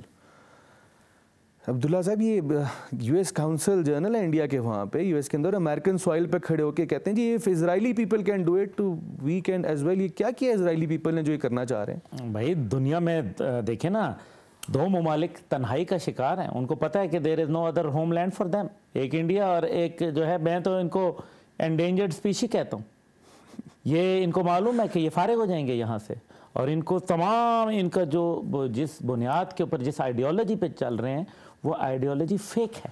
इसलिए जो Indian council general कह रहा है, ये सारी situation शुरू होती है जब नरेंद्र मोदी जाता है इसराइल के दौरे के ऊपर, और वहाँ से फिर आप वो जो डेमोग्राफी जिस अंदाज में उन्होंने आबादियाती नक्शे को तब्दील करने की कोशिश की, जो काम करने वाला है पाकिस्तान के लिए। देखिए, हमने बहुत सारी बातें की, हम अब कुछ मकसद की बात भी करते हैं। पाकिस्तान, मुझे ऐसा महसूस हो रहा है कि कुछ अरसे के बाद इंडिया जो है वो जब डेमोग्राफी चेंज करेगा तो उसके बाद वो कहेगा कि आओ अब प्लेबिसिट कर लें, हक़ खुद इरादियत जो है वो दे देते हैं। हक़ खुद इरादियत के अंदर पता चलेगा कि जनाब यहाँ तो सूरत हाल ही तब्दील हो गई है। पाकिस्तान को पहले प्रीएम्प्ट करना चाहिए, यूएन के अंदर बाकायदा ख़त लिखना चाहिए कि तुम्हारी यूएन की तमाम करारदादों को इन्होंने रोंद डाला, ये यूएन के एम्बिट से बाहर आ चुके हैं, इसलिए अब जो है इनकी यूएन वाली ये कहानी ना सुनना, क्योंकि ये आबादियाती नक्शा तब्दील करके उसके बाद इलेक्शन कराएंगे, इलेक्शन के अंदर कहेंगे देखो जी ऑलरेडी को लाखों डोमिसाइल्स दे दिए में। अब देखिए ना, ये है जो काम करने वाला। दूसरी बात यह है कि हमें मालूम है कि एक बलोचिस्तान पे भी डोजियर माजी की हुकूमत ने दिया था, अभी भी जो है वो हमने दिया उनके खिलाफ डोजियर। हिंदुस्तान जो काम कर रहा है, जो 5 कौंसल खाने उसके अफ़गानिस्तान में और 1 सिफारत खाना काबुल में, वो क्या कर रहा है? दहशतगर्दी का खेल खेल रहा है पाकिस्तान में। ये सारा जो पाकिस्तान के अंदर APS का वाक़या हुआ, ये दीगर जो दहशतगर्दी की, ये Kulbhushan Yadav, commander Kulbhushan Yadav second world war के बाद इतनी बड़ी सबवर्सिव एक्टिविटी के अंदर एक हाजिर सर्विस ऑफिसर का मुलविस होना, ये सेकेंड वर्ल्ड वॉर के बाद पहला वाक़या है। इसको कोई मामूली वाक़या ना समझा जाए। इसका मतलब यह है कि हिंदुस्तान भरपूर अंदाज में, पूरे हिंदुस्तान में एक बलोच नहीं रहता और बलोची रेडियो चैनल चला रहे हैं। ये समझे ना, उनके आप इंटेंशंस को देखें, आप प्रीएम्प्ट करें। और मेरे ख्याल में इसके ऊपर हुकूमत काम कर भी रही है, लेकिन हुकूमतें अकेली नहीं चला करती। उनके साथ जिस तरह शफीक साहब ने बहुत अच्छे अंदाज में बताया कि the nation has to fill the gap, और नेशन खड़ी हो जाए। भाई मेरी मौजूदा हुकूमत के साथ 100 इख्तलाफात हो सकते हैं, महंगाई है, ये जमहूरी तरीके होते रहते हैं, लेकिन when it comes to national issue, हम लोगों को ना पंजाबी, ना बलोची, ना सिंधी, ना पठान, ना पता नहीं फलाने तंजीम के, ना फलाने तंजीम के, हमें फिर हमारी तंजीम पाकिस्तान है। हमारे बांग्लादेश को उन्होंने अलहदा कराया, तब भी हिंदुस्तान दुश्मन था, मुक्ति बाहिनी नहीं दुश्मन थी, दुश्मन हिंदुस्तान था। बलोचिस्तान, अगर कुलभूषण आया ईरान के जरिए तो कौन आया? कुलभूषण आया, भारतीय जासूस आया, भारतीय दहशतगर्द आया। अगर अभिनंदन आया जहाज के साथ, सरकारी जहाज के साथ, सरकारी जो है वो हमारी इंटरनेशनल टेरिटरीज को वायलेट किया, तो ये दहशतगर्दी का एक्ट था, उसको हमें उसको बुक करना चाहिए। ये वो सारी बातें हैं जिनके ऊपर हमें सोच के काम करके मिनहैसुल कौम हमें खड़ा होना चाहिए। हुकूमत और रियासत के इदारों को, बहुत अच्छा आपने पॉइंट आउट किया शफीक साहब कि हमारे रियासती इदारों को जो है, हमारे दिलों में लोगों के हम नफरतें पैदा कर रहे हैं। एक तरफ नरेंद्र मोदी कहता है कि जहां फौजी देखो उठ के खड़े हो जाओ, उसके लिए ट्रेन में, उसके लिए रेलवे स्टेशन पे, उसके लिए जहाज के ऊपर, उसके लिए अपनी सीट खाली करो और उसके लिए क्लैप करो। वो हिंदुस्तानी फौज जो जूते खा के हर जगह से आ गई, किस मुल्क को उन्होंने छोड़ा है? श्रीलंका को ऊपर बहुत चढ़ दौड़े, नेपाल को उन्होंने रॉयल फैमिली को रॉ ने कत्ल करवा डाला पूरा, भूटान का सत्यानाश करके रख दिया, बांग्लादेश के साथ जो है वो मुखासमत पाल डाली, और वो अभी जो जितना उनके साथ आपको पता है उनकी वजीर आजम ने मिलने से इनकार कर दिया। पाकिस्तान के साथ उनका जो है वो हमेशा से 36 का आंकड़ा है। चीन के साथ पहले लड़ाई की, वहां जूते खाए, उसके बाद अब जूते खाए, उसके बाद फिर क्या चीन को छोड़ दिया? हमें नहीं मालूम कि मगरब जो है वो सिर्फ चीन को काउंटर बैलेंस करने के लिए इंडिया के पलड़े में सारा वजन डाले रखा है। Who is safe from India? क्या उनके अपने लोग सेफ हैं उनसे? क्रिश्चियनों को, मांडला साहब ने जिक्र किया, डॉक्टर साहब ने जिक्र किया, क्रिश्चियंस को जबरदस्ती कन्वर्ट किया गया जो है उनको हिंदू के अंदर, और उनके सलीबें फेंक दी गई, उनको चर्चों में बंद करके जलाया गया। कौन है जो इंडिया के अंदर सेफ है? उनके चलती बस के अंदर, न्यू दिल्ली के अंदर गैंग रेप का शिकार हो जाती हैं औरतें। ये इंडिया, हम किसके पीछे चले में? और सिर्फ वेस्ट को, क्योंकि इंडिया की जरूरत है, पूरे खित्ते के अंदर चाइना को काउंटर बैलेंस करने वाला कोई और नहीं है। वो रशिया जो है वो भी इस तरफ आ गया। पाकिस्तान और रशिया के जो मामला थे वो भी मौजूदा हुकूमत ने बहुत कोशिश की, और ये काबिल सताइश है। उसके बाद चाइना के हमने गुड ऑफिसेज इस्तेमाल किए, रशिया को करीब किया, सेंट्रल एशिया को करीब लाए, अफगानिस्तान के मामला सेटल हो रहे हैं, बाकी मामला। पाकिस्तान तो राइज के ऊपर है, इंडिया है जो डिक्लाइन के ऊपर है। उनके साथ बात करें, अगर हमारे ये मामला को सही नहीं करेंगे, कश्मीर के अंदर इंटरनेशनल वायलेशंस करेंगे हम, और यूनाइटेड नेशन के कवानीन की तहबाला करेंगे, तो फिर आप भूल जाएं, इंडिया के अंदर टैपी और कैजा 1000 से 1 रुपया की एनर्जी हम नहीं जाने देंगे। जाओ तुम जहन्नम में, हम नहीं जाने देंगे तुम्हें। देखिए, ये वो चंद चीज़ें हैं जो पाकिस्तान के पास मेरे ख्याल में कुछ मजबूत पॉइंट्स हैं, और पाकिस्तान यकीनन इन ऑप्शंस को एक्सरसाइज करेगा। रियासत है, सोच रही होगी, यकीनन बहुत काबिल लोग मौजूद हैं, लेकिन हमारा काम यह है कि हमें नेशन का थॉट प्रोसेस जो है उसको डेवलप करना है, और उनको जो एक थ्रेट्स हैं उनसे आश्कार कराना है। दुश्मन आपके पास ही है, यहाँ इस फोन में दुश्मन मौजूद है। अब आपको ये फेसबुक कौन चला रहा है आपको पता चल जाएगा, फेसबुक कौन चला रहा है, व्हाट्सएप कौन चला रहा है आपको पता चल जाएगा, आपको हर जगह पता। इंडिया बहैसियत कौम, और वो जिस तरीके से हमने शुरू में बात की कि वो जो फेक जितना भी सारा उन्होंने प्रोपेगेंडा किया, जो ये सारा का सारा उनका एक प्रॉपर एक सिस्टम है, स्टेट स्पॉन्सर्ड है। 4 बिलियन रुपीस उन्होंने पिछले 1 साल में आज़ाद कश्मीर के अंदर सोशल मीडिया के हवाले से लगाए ताकि लोगों के जहनों को परागंदा किया जा सके। और उसके अंदर मुख्तलिफ लोगों को इस्तेमाल किया गया जो कि हैं वो कश्मीरी निजात, लेकिन उनको वो ला के कहीं वो इंग्लैंड में कहीं सी जगह पे, ये जो हमारे यहाँ कई NGOs हैं, ये इनको ज़रा पीछे जाएं तो आपको पता चलेगा स्विट्ज़रलैंड, और स्विट्ज़रलैंड से पैसा कहाँ से आ रहा है। ये जो आज़ाद बलोचिस्तान के जो बैनर लगे थे, ये जनीवा के अंदर सरकारी अमलाक पे, मैं हॉलोकॉस्ट पे लगवाता हूँ, लगाएंगे? मैं पैसे इकट्ठे करके लगाता हूँ, मेरे लगाएंगे जनीवा में? मैं पूरा पाकिस्तान का नक्शा कश्मीर समेत जो है वो दिखाता हूँ, लगाएंगे वो वहाँ? ये हमें मालूम है इस्तेमारी कुव्वतों की मर्जी से हो रहा है। पाकिस्तान फ़ौज जो है उनके लिए मुसीबत बनी हुई है। पाकिस्तान फ़ौज, उनको पता है कि अभी ये अफ़गानिस्तान, अभी तो आप देखें अफ़गानिस्तान से पाकिस्तान का मसला हल हो, पाकिस्तान की इंटेलिजेंस एजेंसीज़ के हाथ खुले करें ज़रा सा भी अफ़गानिस्तान से मसले से, इंडिया के अगर हमने जो है वो बैंड ना बजा दिया तो इंडिया को पता क्या है। ये जो ISI ऑफिस है, क्योंकि मेरा इत्तफाक हुआ है जाने का, उसके अंदर एक यादगार शोहदा है। ये हमारे व्यूअर्स के लिए ख़ास तौर पे, आपका क्या ख्याल है कि वो शहीद जो हुए हैं वो कुर्सियों पे बैठ के हुए हैं? उन्होंने बहुत बड़े किरदार अदा किए हैं। उनको ऐसे ऐसे मेडल मिले हैं जिनका बताया तक नहीं गया, जिनको कमरे में बैठ के, मेरे वाले साहब जनरल हमीद गुल को मेडल मिला, उन्होंने कहा कि जी ये मेडल आपको यहीं मिल रहा है और यहीं से वापस ले लिया जाएगा। और उसके ऊपर उन्होंने कहा, लोगों ने पूछा कि जनाब ये तो फिर आपके लिए कोई ज्यादती नहीं है कि इस मेडल को आपको पता ही नहीं है और लोगों को पता है? उन्होंने कहा अगर तालियां बजवानी होती ना तो हमने ISI नहीं सर्कस ज्वाइन किया होता। तो हमारी ऑर्गेनाइजेशन, क्या बात है, क्या पाकिस्तान एक अजीम मुल्क है, कितनी अच्छी कौम है इसकी अल्हम्दुलिल्लाह, क्या टैलेंट है हमारे पास। हमारे पास ये जो हमारे 3 पैनलिस्ट बैठे हैं आप समेत, ये क्या टैलेंटेड लोग नहीं हैं? क्या इंडिया में कोई ऐसी डिस्कशन आपको मिलेगी? क्या इंडिया के अंदर वही घटिया किस्म की गुफ्तगू हो रही होती है? क्या वो जो बात कर रहे होते हैं उनको कोई इल्म नहीं होता? वो एक उनके वो वाइस आर्मी चीफ हैं, उनके पास मेरे सवालों का जवाब नहीं था। क्या बात करेंगे? उनके ऑपरेशन पोलो को देख लें, उनके दीगर ऑपरेशंस को देख लें, बेड़ा गर्क हो गया। एक वो दरमियान में जो है वो बोलते हैं, अभी उनके वो आ रहे हैं जनरल मानिक शाह के हवाले से बातें आ रही हैं। क्या किस चीज़ की बात करते हैं? ये जो दाल मिल रही है, खाने को नहीं मिल रहे, उनकी वीडियोज़ आ रही हैं, उनके सोल्जर्स की वीडियोज़ आ रही हैं, ये लड़ेंगे हमसे? ये लड़ने की हिम्मत है इनकी? ऑब्सोलीट वेपन्स हैं इनके, फ्लाइंग कॉफिन्स लेके ये फिर रहे हैं, जहाज इनके सत्यानाश है। 37 स्क्वाड्रन इनके पास है, 42 इनको 45 स्क्वाड्रन्स चाहिए। इनकी जो आर्मड कोर है उसका बेड़ा गर्क है, वो टैंक अंदर ही गोला फट जाता है उसका, बताते ही कुछ नहीं है, खाने को मिल नहीं रहा। बस वो बढ़ाया हुआ है उन्होंने, एक अपना वो ऑरा एक दिखाया हुआ है कि हम पता नहीं क्या। वो खुदा के लिए बॉलीवुड नहीं है, या असल का मैदान है, या पाकिस्तानी सिपाही फैंटी भी लगाता है। और वो उनको शायद मिल गए सिपाही, तो सिपाही मैं बताऊं उनको वो सबक भी मिला, वो आए भी इधर, और सिपाही तो फेटी बाद में लगाता है, पहले कौम लगाती है, फेटी आपको जहाज से उतार के पहले वो लगाती है, फिर आगे चलते हैं। मांडला साहब, अब काउंसिल जनरल की बात करेंगे, टाइम हमारे पास थोड़ा है, इसको रैप अप भी करना है प्रोग्राम को।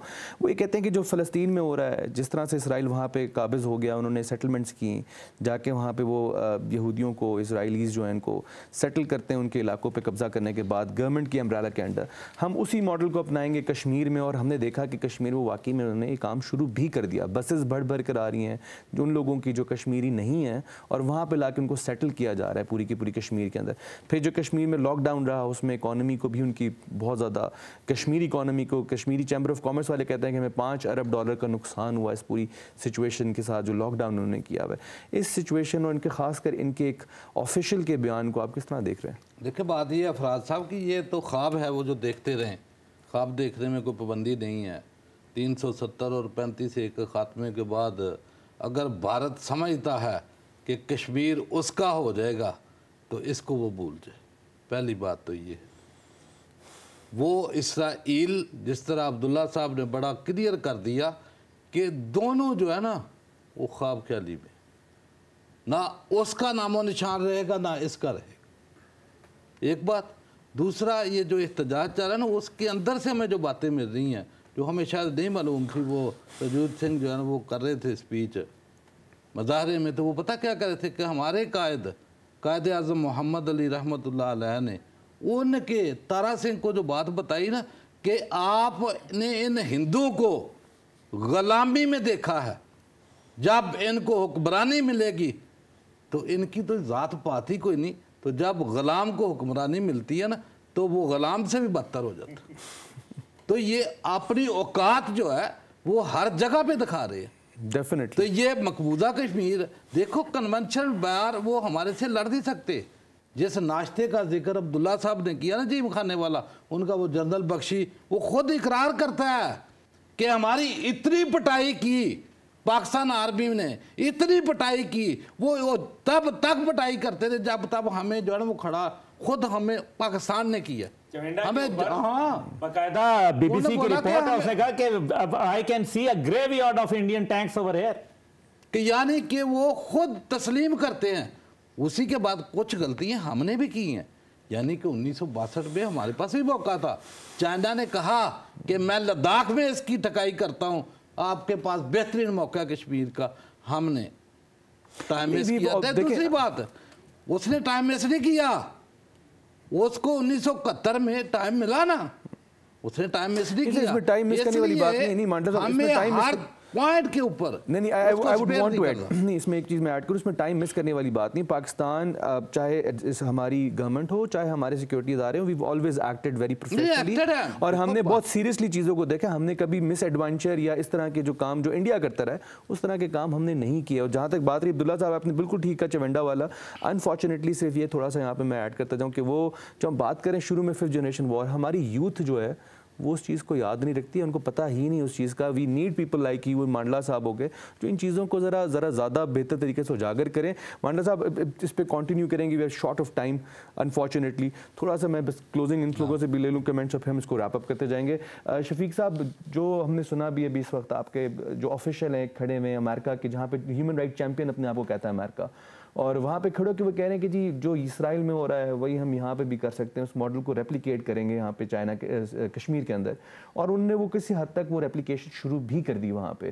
तो इस पूरी सिचुएशन को किस तरह देख रहे हैं आप, कंसिडरिंग ह्यूमन राइट्स के वो अमेरिका के अंदर खड़े हो किस तरह की बात कर रहे हैं? देखिए ये अमेरिका अगर कहता है, लेकिन ह्यूमन राइट्स चैंपियन तो वो नहीं है। खैर ये मैं पहले यहीं से बात स्टार्ट करूँ। अमेरिका के ह्यूमन राइट्स रिकॉर्ड कभी भी आइडियल कभी नहीं रहा, हम उसको कभी फॉलो नहीं करते, और मोरल ग्राउंड के ऊपर भी अमेरिका को that's not a good example. Number 1, जब इमरान खान साहब पिछले तशरीफ लेके जी में, जब वहाँ पे जनरल असम्बली में तकरीर की कश्मीरियों को, वहाँ पे न्यूयॉर्क में मुजाहरा हुआ वहाँ पे जनरल असम्बली के बाद, तो मैं समझता हूँ कि हमारी जो पाकिस्तानी कम्युनिटी है वो कश्मीरी मुजाहरा अंदर कश्मीरियों को नहीं करना चाहिए, पाकिस्तानी कम्युनिटी को आइंदा करना चाहिए। नंबर 1 तो ये बात है। वो जो जब भी जनरल असम्बली का सेशन हो, न्यूयॉर्क या जेनेवा में सेशन हो, Pakistani community on the whole इसको वहाँ पे एक्टिव होने की वहाँ पे ज़रूरत है, जिस ताकि हम अपने मौक़े को मजबूत पेश कर सकें। और वो जिस तरह गुल साहब ने इशारा किया, मैं इत्तेफाक से उन दिनों में जेनेवा था जब ये आज़ाद बलूचिस्तान के बैनर वहाँ पर लगाने की कोशिश की थी। उस सिलसिले में वहाँ पर हमें ज़्यादा एग्रेसिव डिप्लोमेसी की हमें ज़रूरत है, और वो पब्लिक डिप्लोमेसी हम जो इधर कर रहे हैं ना, पब्लिक डिप्लोमेसी, वो पीस चीज़ के चक्कर में नारे लगते रहते हैं, वो बात नहीं है। हमें वो पब्लिक डिप्लोमेसी अपने आउटर वर्ल्ड के साथ करने की वहाँ पे ज़्यादा ज़रूरत है। वहाँ पर हम बताएं वहाँ की पब्लिक को कि इंडिया के असल फेस है। मैं फिर ये बात कहूँगा, बार बार जो बात कह रहा हूँ कि ये जो उन्होंने किसी तरीके से 5th जनरेशन वार के जरिए कश्मीरी लोगों को इस्तेमाल करते हुए, मासूम लोगों को ये कह दीजिए जी इंडिया पाकिस्तान की लड़ाई हमारा कोई तल्लुक नहीं है, ये लोग कहते हैं। उनको ये बताने की ज़रूरत है कि ये नहीं, ये आप ही लोगों की ओवरऑल इंसानियत की लड़ाई है, सिर्फ कश्मीरियों की लड़ाई नहीं है। वो तो एक बहुत बड़ा जिहाद कर रहे हैं कि पूरी दुनिया के सामने इसका वो चेहरा बेनकाब कर रहे हैं अपनी स्ट्रगल की वजह से। उसी वजह से आस्ते आस्ते यहाँ पर इस स्टेज तक बात आई है ना कि इसका चेहरा आस्ते आस्ते बेनकाब होना शुरू, वजह से आपने बात की, या इसका असल चेहरे से उनकी स्ट्रगल से, अगर खुदा न खासा उनकी स्ट्रगल कमज़ोर होती तो इंडिया का ये फेस अभी तक पब्लिक के सामने ना आता या इंटरनेशनल कम्युनिटी के सामने ना आता। तो मैं फिर यही अर्ज़ करूँगा, मेरा वही पॉइंट है इसके ऊपर कि हमारी जो पब्लिक है, पब्लिक डिप्लोमेसी को with respect to human rights angle strong करने की ज़रूरत है। रीजनल कन्फ्लिक्ट और जियो पोलिटिकल कन्फ्लिक्ट बिल्कुल नहीं है। ये एक पाकिस्तान या जो वो लोग जो इंडिया गवर्नमेंट के खिलाफ कश्मीर में जद्दोजहद कर रहे हैं, वो पूरी इंसानियत के लिए और पूरी दुनिया के लिए जद्दोजहद करें। आज इसको रोक लिया जाएगा, और जिस तरह इनकी कोशिशों से इंडिया डिसइंटीग्रेट हो रहा है, ख़राब हो रहा है, और ये मोदी जैसे लोग उनके ऊपर आए हैं, सेकुलर उनका चेहरा ख़राब हो रहा है, ये उन्हीं की कोशिश की वजह से कि ये लोग उनको इस स्टेज पे आ डेफिनेटली गए वो हो। एक उनका लॉकडाउन के अंदर कश्मीरियों को जो प्रॉब्लम्स रही, डेफिनेटली वो अपनी जगह पे, बट सिल्वर लाइनिंग ये है कि वो एक्सपोज होना शुरू हो गया दुनिया भर में। इंडियन चेहरा जो है वो अब सामने आ रहा है, कश्मीर कॉज जो वो हाईलाइट होना शुरू हुआ है अल्टीमेटली। अब वो न्यूयॉर्क टाइम्स हो या मुख्तलिफ जरीदे हैं उनके बारे में लिख भी रहे हैं। ज़मान साहब, closing words with you sir, human right violation socially किस तरह से कश्मीरी इफेक्ट हो रहे हैं। हमने रिपोर्ट पढ़ी कि 45% 50% of the youth, Kashmiri youth जो है वो मेंटल प्रेशर में, वो मेंटली डिसेबल होते जा रहे हैं। फिर हमने ये भी देखा उनकी इकॉनमी को तबाह कर दिया, $5 बिलियन का नुकसान हुआ कश्मीरी इकॉनमी को। हमने ये भी देखा कि टूरिज्म वहाँ पे उनका बहुत बड़ा सोर्स था इनकम का, 90% of the tourism has finished over there. और इसी तरह अगर हम देखें एक्सपोर्ट का, तो वहाँ पे 70% of the exports have winded up Kashmir के अंदर। इस पूरी रिपोर्ट को जब आप पढ़ते हैं और सोसाइटी को देखते हैं, being a professor yourself and society को बड़े तरीके से और गहरी निगाह रखते हैं आप, what effects do you think Kashmiri के ऊपर आएंगे, एक आम कश्मीरी के ऊपर? अनफॉर्चुनेटली कश्मीरी जो हैं वो इसकी बहुत बड़ी सोशल और इकोनॉमिक कास्ट पे कर रहे हैं, जिसमें से पहली बात तो ये है कि ज़ाहिर है वो उनकी लिविंग्स डिफ़िकल्ट होते जा रही हैं, क्वालिटी ऑफ लाइफ डिटोरिएट हो चुकी है। और साथ साथ ये कि कश्मीर में जो सोशल फैब्रिक है वो ब्रेक हो गया है, मिसट्रस्ट बढ़ता जा रहा है, और वो मिसट्रस्ट इंडिया के साथ इवन ज़्यादा बढ़ता जा रहा है। वो समझते हैं कि हम इनको बाई फोर्स कंट्रोल कर लेंगे, तो वो मेरा ख्याल है कि इसको नहीं अंडरस्टैंड कर पा रहे। एक चीज़ जो मैं लास्ट में बात करना चाहूँगा वो ये है कि इंडिया हो या जितने भी थर्ड वर्ल्ड्स हैं, उन्हें ये अंडरस्टैंड करने की ज़रूरत है कि कोई एक रीजन नहीं डेवलप होता, सॉरी कोई एक स्टेट नहीं डेवलप होती, वो रीजन डेवलप होता है। अगर हमने पीस एंड प्रॉस्पेरिटी के साथ रहना है तो हमें रीजन में पीस एंड स्टेबिलिटी चाहिए, और उसमें वॉर मॉन्गरिंग बिल्कुल नहीं चाहिए। और अगर हम इंडिया को देखें तो being a big player, I mean in terms of large area और पॉपुलेशन, उनकी रिस्पॉन्सिबिलिटी भी ज़्यादा है। हालांकि वो छोटे जो नेबरिंग स्टेट्स हैं उनसे खौफज़दा हैं, और मेरा ख्याल है कि ये इनकी जो मेंटल पॉवर्टी है किसी न किसी तरह से उसको ओवरकम करने की ज़रूरत है। Definitely definitely. खादिम अली मांडला साहब, आपका बहुत बहुत शुक्रिया, आपने टाइम निकाला, आप आए। मोहम्मद ज़मान साहब, आपका बहुत बहुत शुक्रिया। चौधरी शफीक साहब, आपने टाइम निकाला। एंड अब्दुल्ला गुल साहब, आपका बहुत बहुत शुक्रिया, आपने यूथ को बहुत ज़बरदस्त तरीके से काफ़ी सारी चीज़ें दोबारा से रिमाइंड कराई और रिविज़िट कराई जो हमें देखने की ज़रूरत है। नाज़रीन, आज के शो के लिए इतना ही काफ़ी, और हम आपको सिर्फ ये कहते हुए कहते जाएंगे कि जो भी आप फेसबुक पे देख रहे हैं, सोशल मीडिया पे देख रहे हैं, उसको बिल्कुल आंखें बंद करके उस पर यकीन ना करें। बहुत सारी चीज़ें मैनिपुलेटेड भी होती हैं, और हो सकता है आपको ना पता चले और आप भी उस प्रोपेगेंडे का हिस्सा बन जाएं जो हमारे मुल्क दुश्मन अनासर चाह रहे हैं कि वो प्रोपेगेंडा यहाँ पे इनकरेज किया जाए और उसको फैलाया जाए। इसके साथ साथ हम उम्मीद रखते हैं कि इंडिया के अंदर जो किसान हैं, जो उनकी मूवमेंट है, जो वो जिस हक़ के लिए खड़े हुए हैं, उनको उनकी जो जायज़ मुतालबात हैं उनको जल्द से जल्द तस्लीम किया जाए। क्योंकि अब जो रिपोर्ट्स वहाँ से आ रही हैं वो ये आ रही हैं कि शायद किसान जो हैं वो सर्दी की वजह से डेमॉन्स्ट्रेशन और जो वहाँ पे बर्बरियत चल रही है फ़ौजियों की, या जो उनकी पुलिस वहाँ पे उनके साथ कर रही है सलूक, उसमें उनकी अमवात भी वाक़ई होती जा रही हैं। That is something worrisome for the whole community और हमारे लिए भी। उम्मीद रखते हैं चीज़ें बेहतर हों किसानों के लिए इंडिया के अंदर, कश्मीरियों के लिए इंडिया के अंदर। और आज के शो के लिए इतना ही काफ़ी है। मुझे इजाज़त दिएगा। फराज अली खान को देखते रहें वॉइस ऑफ पाकिस्तान।